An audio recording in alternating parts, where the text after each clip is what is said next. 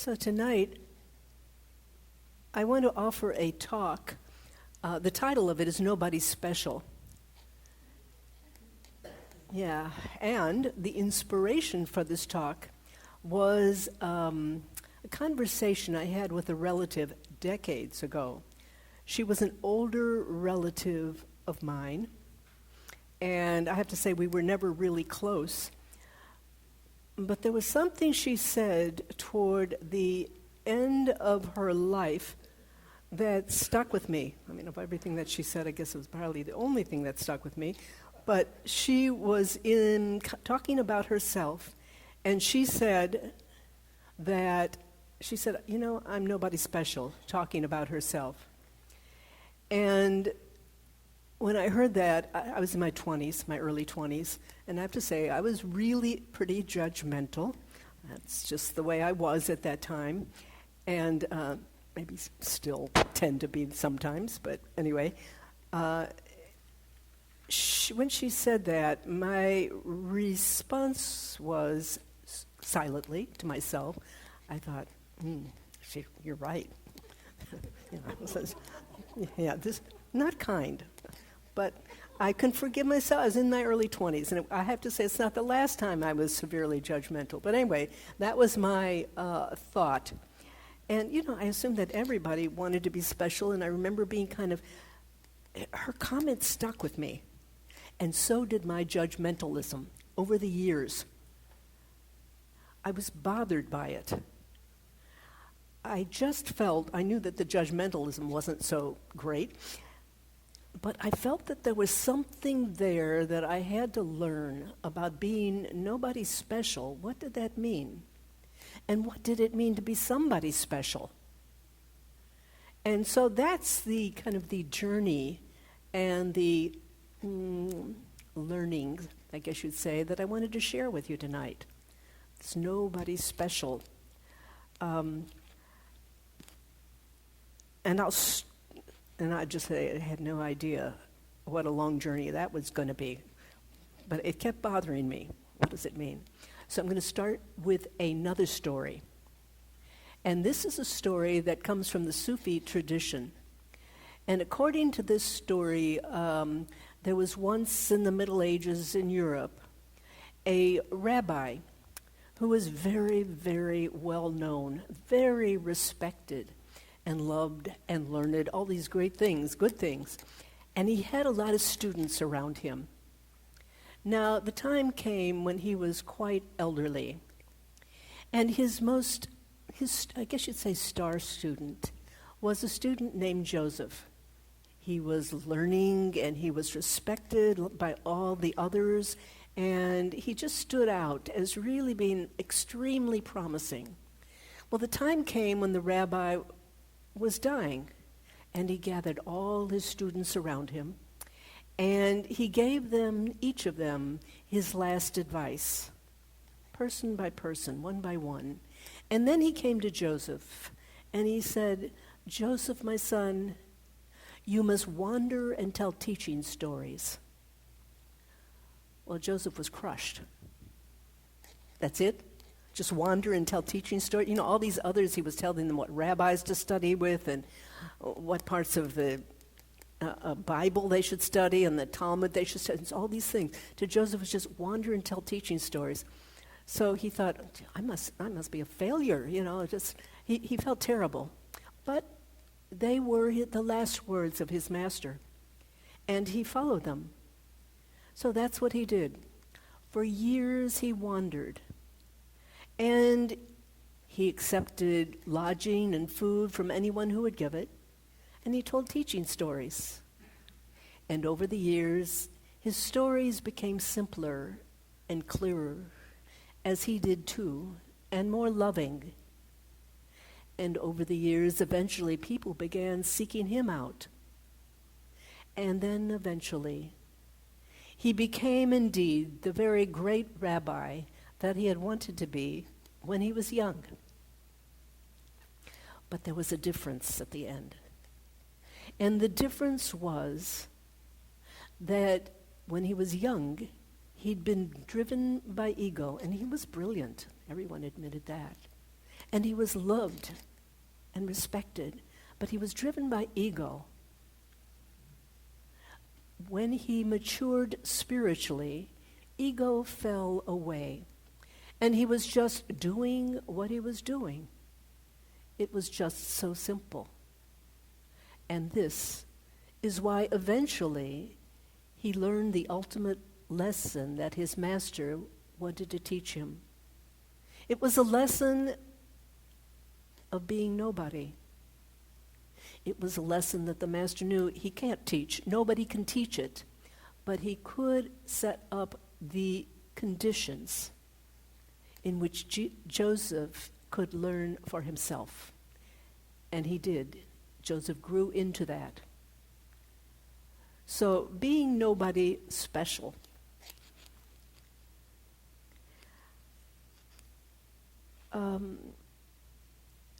I think that each of us, as human beings, are caught in what that perspective of being somebody special.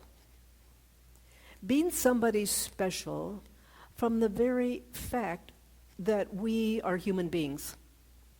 I mean, it comes with the territory of being human. As soon as you're a you, or as soon as I am an I, then you are a you. And right there is this separation so that you see the world through a meanness, an I-ness. And that's a specialness kind of inherent in that very perspective. Even if you think you're at the bottom of the specialness barrel in terms of achievement, there's still this kind of sense of, I'm me, and so I see the world through the me prism. We can't help it. We can't help that. That's just the way that we are. And so that there are kind of two levels to this being special as soon as we're a human being. And number one is that we see ourselves as individuals, of course. And number two, we also have that layer, we add that layer of meaning, a further measure, and that is, what have we achieved? When we've achieved things, then we get really special, right? Isn't that how it kind of goes? The more achievement, the more special. So, now I'll tell you another story, and this one's a personal story, about me when I was in the third grade. When I was in the third grade, I still remember this aspect so well today, the class was asked to make book reports. And the teacher put up a chart with every student's name listed there, and after it, there was this empty line. And for every book report that we turned in, it was on little 3x5 cards. For every book report that we turned in, we could put up a gold star. Well, I was a diligent reader. I loved reading, and I started putting up my gold stars, and lo and behold, I was out there in front of the class. I had most gold stars, and I loved looking at that chart. It really made me feel really good. And then one horrible day, a student who was really brilliant, his name was Leonard, I still remember Leonard, arrived, and Leonard had no stars after his name, and fine with me. And then one day, he arrived, and he started putting up stars. And he kept pasting and pasting and pasting and pasting, and eventually, he had more stars than I had. And this was, I have to tell you, I remember this day. I don't remember a lot of things, but I remember the day Leonard did this. So I never did have as many stars as Leonard did after that. I stopped enjoying looking at that chart. See, I wanted to have the most stars. Having the second most stars wasn't good enough. So this was a third grade perspective. And I'll say, going from my own experience, the Buddha well understood that ultimately we're nobody special. He understood it in some very, very deep ways. First of all, he said, we mustn't seek after fame and gain. I mean, he said a lot of things, but this is one of the things.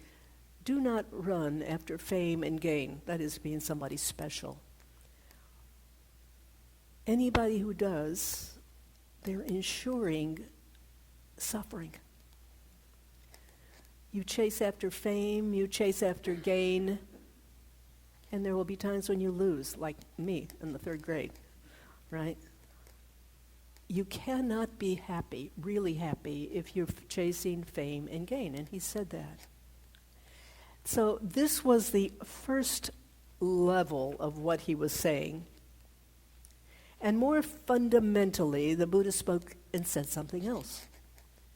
And he said that there is no self. Now, we've talked about this from time to time. I certainly have many times here. No self, anatta. This really stumps us. It's confusing. We don't know what it means. And I'm going to attempt to say more about what it means. But you know what? The mind really can't get it until you get it. Nonetheless, I'll say something about it. But the Buddha spoke on that level too. If you've got no self, then there's nobody how can you be special if you have no self? Now, let me say that the Buddha spoke on taught on two different levels. He taught on the level of experience that all of us understand, right where we are. This is what he was trying to do, reach into people's lives right where they lived. So he said, don't chase after fame and gain. He knew that as one of the things he taught, because he knew that many people do. But he also spoke on the level where he said there is no such thing as a self. And somebody, if we're logical about it, said, well, why in the heck, why would he even say that there is, why would he teach on the level of fame and gain if there's no self? And that is because he taught on two levels. He was teaching to not only where we are, but as many people have observed, and I'm remembering something Joseph Goldstein said, and maybe others too, that this teaching is onward leading. I love that term, onward leading. Where does that mean leading on to? It means leading into the other level, the level where there is no self. So let me say a little bit more about that. The Buddha also said, and he spoke about what he called this world and the next world. The this world is the world where we understand our everyday conventional lives, the world of our maybe running after fame and gain, or any of the other things that we do. The other world is the world of no self. Now let me say, since the Buddha, after the Buddha lived, people have refined these terms of this world and that world to make more, maybe more immediate sense to us. And for example, this world can be discussed as conventional reality. That can be a term. It can be understood as historical reality, just the history that we all know. It can be understood as dualism. Why dualism? Because there's a me and there's a you. There's a them and there's an them and then there's an us. A high and a low, a good and a bad, an up and a down, and so forth. Duality. We understand that. So this is this world. It's there. Nothing wrong with it. Except the problem is, and this is what the Buddha was teaching, is when we think that's the only reality, we're lost in delusion, because it's not. There is what he called the other world. And other terms that people have since the Buddha developed for that is the absolute, the non-dual, the timeless. The Buddha also called it the unborn, the unconditioned, the undying, the unformed. There are many terms for it. What were you going to say? Deathless. The deathless, thank you. Many, many terms for that. So the Buddha was teaching on both levels, knowing that anyone who really got into this teaching would slowly be led onward leading from the everyday conventional reality to experiencing. It's not just intellectually knowing it, but to experiencing. Whoa, a glimpse. Wow. That's what that means. That's what that means.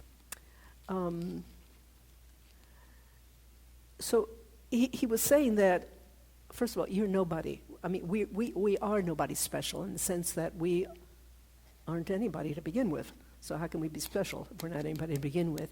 But at the same time, as long as you are operating in this world, which we do, don't chase after fame and gain. It's just going to increase suffering. So I thought, what I hope that's kind of clear, at least conceptually, what that is about. Does that kind of make sense? Good. So the Buddha didn't use the term nobody special. To my knowledge, he didn't use it. I haven't ever come across it. But he did talk, and I think this is pretty close to it, he talked about the true man, and we can say the true woman. I mean, the scriptures in those times were very patriarchal, and everything was cast in the male role, but we can know that this was about females too, about women as well. So he talked about the true man, we might say the true woman, and I have here a quote from one of his scriptures, and in that scripture he said, "A true man considers thus, it is not because of one's renown that the states of greed, hate, and delusion are destroyed. Even though someone may not be well known and famous, yet if he has entered upon the way that accords with the Dharma, his teaching, and conducts himself according to the teaching, he should be praised for that. So putting the practice of the way first, he neither praises himself nor disparages others because of his renown. This is the character of the true man." So in other words, it's not running after the fame and gain, but simply being a true man, neither disparaging others or elevating himself. And I like how the Taoists actually talk about what we might call nobody special. They called him or her a man, or we can say woman, a man of endless ease. Isn't that beautiful? A man of endless ease, or the sane man. And you can hear the implication, like, whoa, what does that make everybody else? But from the point of view of everybody else, they see this man of endless ease, and this comes out through time and again in the Tao Te Ching, the way, those 81 verses by Lao Tzu, as a fool or a simpleton. Why? Because they don't get it. They don't understand it. They're living on this world, this conventional life, from which we seek. We want fame, we want gain, we want all the other good things in life, and don't see the deeper. So here's a quote from the Tao Te Ching. That's the premier Taoist classic, The Way of Life, translated by Witterbeiner, this one. He said, "Keep stretching a bow and you repent of the pull. A whetted saw goes thin and dull. Surrounded with treasure, you lie ill at ease. Proud beyond measure, you come to your knees. Do enough without vying. Be living, not dying." I think this speaks exactly to fame and gain. Be living, not dying. So how this process of becoming nobody special happens, well, it happens in our practice. And I think it naturally happens.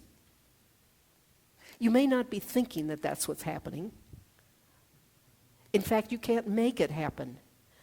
But each of us, as we practice, are being cooked, I think we can say. We're being cooked by this practice. And when we first started, start practice, I think we can think about, as we first start, we're raw. We're coming into it. And it's a great joy to, I teach MBSR, Mindfulness-Based Stress Reduction, and it's a great joy to see when people first begin to catch what mindfulness is and how they light up at the wow, and they're just beginning to get it. At the beginning, it is very easy, as we're being cooked, to see this as a personal housekeeping practice. We're in there to clean up ourselves and get rid of some of our fetters and our hindrances and our well, asavas, all these things that we're trying to get rid of to improve ourselves, our personalities, our characteristics, and you say get cleaner. And those are true enough. But as we practice, we begin to recognize something really different. And you say, wow, yeah, that's part of it. But that's not what the whole thing is about. This isn't about becoming like this young man Joseph thought, this brilliant, knowledgeable, wonderful rabbi. No, it's about something else. And we begin to glimpse this something else as the process goes on. As the cooking goes on, we begin to be cooked. And then we glimpse a little bit of a much broader, different picture. And we can say we begin to glimpse this area of the universal. And I don't mean just that like everybody, I don't mean universal on a literal level, but that there's another dimension. So when I talk about these two dimensions, there are two actually dimensions of reality. There's this world, or the world of our everyday historical reality, where there is the high and the low. And there is this, what the Buddha called the next world, and that is the world of the absolute, which is timeless. The world where there's the nobody special, kind of just a being who is not there for achievement, but just is. It just is. I guess you can say the catalyst that makes this cooking happen as we practice, the heat of it all, is letting go. The leaning in to what is unknown. Time and again, our practice calls on us to let go. Let go of what? Well, we begin to become mindful. We begin to become aware, like, wow, I have this habit that I keep reacting out of without thinking of it. Maybe it's, say, just to be really simplistic, say it's anger. I mean, not that it's simple to be angry, but it makes a clear point. Say I have a habit, I get really angry, just light up just like that with anger. You can begin to realize, whoa, this is not serving me, reacting like that all the time. And you begin to work, now, what would serve me better in this particular situation as you face it? And you realize, I don't have to be angry now. I mean, we talk about this a million times, so I don't suspect this is news to anybody. I mean, not to most anybody, anyway. So letting go of those things which impede us, which keep us tethered to habitual behaviors. That's the catalyst that makes the cooking happen, this letting go. And what do we let go into? We let go into the unknown, always. When we've had a particular behavior pattern, and we try to let go, there's no perfection, we try to let go of it, what do we let go into? Well, we're letting go into what we don't yet know, maybe. And that is terrifying, isn't it? To lean into the unknown. Because, wow, is there going to be something there to catch me? If I'm not angry, as I usually have been for the past years of my life, and I respond in a different way, how's that going to be? It's scary. It's really scary. So I saw, actually, it's a little postcard recently that just epitomizes this, I think. It was a postcard, it had been a snapshot that looks like it was taken in the 1950s. And it was a snapshot of a woman astride two horses. And when I say astride, I mean quite literally astride. She was standing on the back of two horses. They had saddles on, and I must assume, though you couldn't see it, that there was something that would keep her feet in the saddle. And they were jumping over a convertible widthwise. Yes, and there were bleachers in the background. This had to have been like, some kind of show or something. Now, the point of this was when you start looking at this more closely, you realize that the horses weren't evenly abreast. One horse was one space behind the other. And the photo caught them, this event, in midair. And you could see there is a big grimace on the face of the woman. She knows that these horses are not going to land simultaneously. And it's like in 1 second, what's going to happen. And I think that life is like that. We're always jumping into the unknown. Hopefully, because we are on this path, spiritual path, we're just not being daredevils. I mean, I say this young woman, was pretty dumb. I mean, she was in it for the excitement, clearly, and we all hoped that it ended up, not disastrously. But we as spiritual seekers, we are leaping or leaning into the unknown, and we're trying to do this as wisely and lovingly as we can, but we're always doing it, and I think that it always has an element of fear, scariness about it, the unknown, no matter what it is. So that is, though, what makes the cooking happen. That's what makes our path deeper and deeper, go deeper and deeper.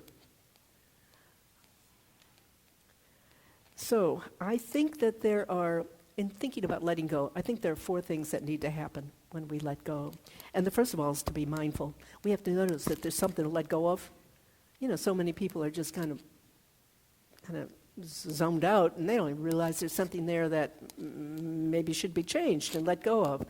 Number 1, mindful, and realize that, this is something that I should not continue.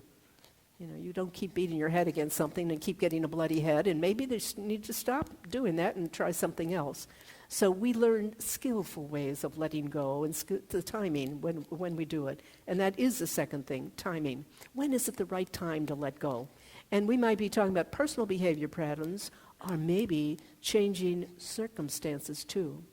And when we do know that we need to let go of circumstances that aren't wholesome, we attempt to do that, and this is what our practice teaches, as kindly to ourselves and everyone involved as we can, as wisely. The Buddha called it clear comprehension. Clear comprehension is about taking wise, loving, kind actions at the right time, the right place. So that's a second factor. A third factor in letting go is courage. The Buddha spoke about what he called courageous energies, one of the 7 factors of enlightenment. Courageous energy. We can be mindful, wow, got to let go of that. We say, okay, this is the time to do it. Got to have the courage to do it. And I kind of have always called this kind of thing a high diving board issue. Have you ever been on a high diving board? I have been on when I was a kid, and you stand out and you look down, and this is a time, and people are coming up the ladder, and you got to go, and finally you take the step and you go. So having the courage to do it. Now, sometimes, in fact, you do it and you have belly flop, so it doesn't work very well. And sometimes you just can't do it. And I won't say you're on the high diving board and everybody's pressing you to move on, but sometimes you should and it's the right time, and you just don't have the courage or whatever, and you kind of fail. That's not a problem. Failure isn't a problem. Because as long as you are in this practice, you're going to have infinite number of opportunities to let go. It'll come around again and again and again. Your opportunities to lean into the unknown. There are many of them. Some of you may know Pema Chodron just came out with a new book. It's called Fail Again, Fail Better. So we learn to fail better. And then, by golly, one day we try it, and we're leaning into the unknown, and wow, something's actually working, So it's keep trying. It's not about perfection. It's not about getting it right the first time. It's about being mindful, about recognizing the right time, and about having the courage to lean into the unknown and go for it and try. And I would like to point out that, every single life has many, many gateways into the unknown. We all have endless opportunities. It's so easy for us to think, of the if-onlys. Oh, well, I could have done a whole lot better. If only, and then you fill in the blank with all your if-onlys. We've all got them. if only this, if only that. That's not so, actually. Every single life has its opportunities, and there's no mediocre or life without opportunities. It's not about being a star. It's not about pasting up all those stars on the... It's about simply leaning into the unknown, however it presents itself to you, and it will, many, many, many times. So, this is my, I guess you'd say, journey, following my aunt's comment that she was nobody special, and that kept bothering me. So I wanted to just share that with you tonight. And I will say, by no means am I don't think there's an end to the journey. Maybe somebody knows, but I'm sure not at the end. But it keeps going on and on. And I'll say more deeply, more deeper. So thank you for listening. Yeah. And I will ask if there are any comments, observations. Rick.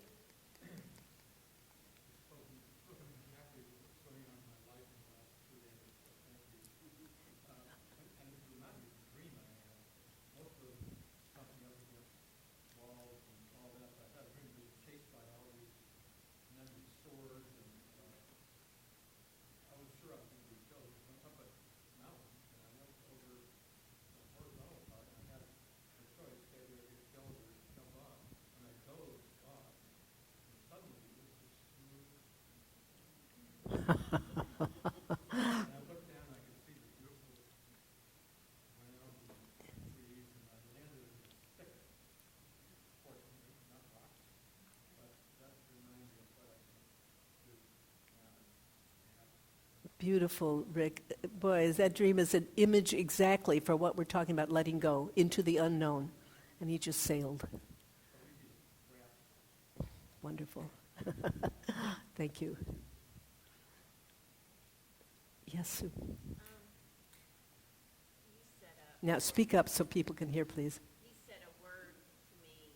I had a question about something, and you said to relax. That's what you kind of encouraged me to do. But I guess when you're up there on the platform and you're getting ready. You're talking about the diving board? Yeah. And so you're thinking about relaxing, to get yourself to jump off. I guess I just wondered, is there anything else that you can do when you're there? Yeah. Well, I don't know about you, but I seem to remember from the times I jumped off on the high diving, I wasn't relaxed, but I did it. We were speaking in a little bit of a different context, I think, but yeah, relax. It feels like that. And right, and so maybe we can talk about it individually, because I can't remember exactly the context. But when you let go, you don't have to be, you just do what you know you need to do with faith that this is it. Because finally, it's that faith that's so important in our practice. Let's see if I can get that. I'm going to just pop it out. Can you hear me? No? Okay. That faith is so important in our practice. It comes a point where not doing what you know you need to do becomes unbearable. I don't mean that you beat yourself up about it, but you just have to do it. And again, if you're not at that place, don't worry about it. It goes. The momentum of it builds. And it doesn't mean that you are relaxed while you're doing it either, so don't worry about that part. Yeah. Anybody else have a comment? I thought I saw another hand. Yes. Cecilia. What was the what? If you fail, try again. Yeah. It's not about perfection and not about beating ourselves up when we know we should do it. This is the right time. Maybe we even halfway try and then maybe not. Just keep trying, knowing that our life is going to keep calling us. Yeah. Jackie. Interesting dilemma that I experience is that sometimes in the time, there's a lot of efforting which reinforces the sense of the me that's special, that's got to have this outcome. Yes, I think that you're right. Did you all hear that? Okay, Jackie said that there's sometimes in the very trying, it reinforces the sense that there's a me here really in there trying. But you know what? I think that the overall arc of what we're doing, it leads toward the recognition it's not about me. The very reason, why are we trying? It's not just me that's in there. There can be a whole heck of a lot of easier things that we can do aside from trying some of this stuff that we do try. So why? Why are we doing it? So there's a way, a level, which is, it's not about me, is it? Yes, good. So complex, so subtle.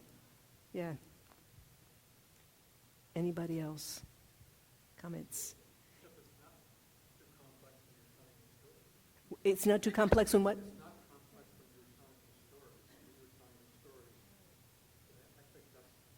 Oh.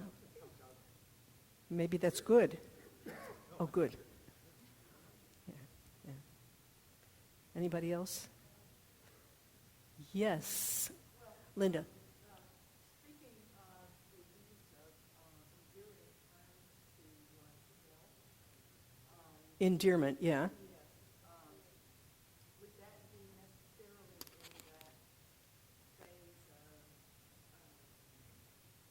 historical, In one way, yes. That's a wonderful question. Yeah. and not so much, would it be That brings up something really important, and that is we live on both levels. It's not like one level is good and the other is bad, one is better than the other is worse. They're both levels, and that is both the historical, the level, the conventional, and the other level, the absolute. We are able to experience both. We do. And we have to live with both. The endearment, yes, is on the level of our everyday life, the sense that there is a me. However, it too, the offering an endearment is onward leading. It is promoting kindness, loving kindness, which ultimately is, it ultimately is unconditioned. So we're going in that direction by promoting it. It's always wholesome to promote these, as the Buddha said, wholesome qualities. Yeah. it sounds like, you talk about the true man. Yeah, the Buddha did, right. That when you get there to the true phase, that endearment would sort of be automatic. It would be Right. partial. Correct. Yes, right. But what I'm offering is that it really we need to cultivate it. It helps to cultivate it, and it helps to cultivate it in this informal, everyday, down-to-earth way. Good. Thanks. Yeah. Anybody else comment or question? All right then. Yes, Ed. So the story about the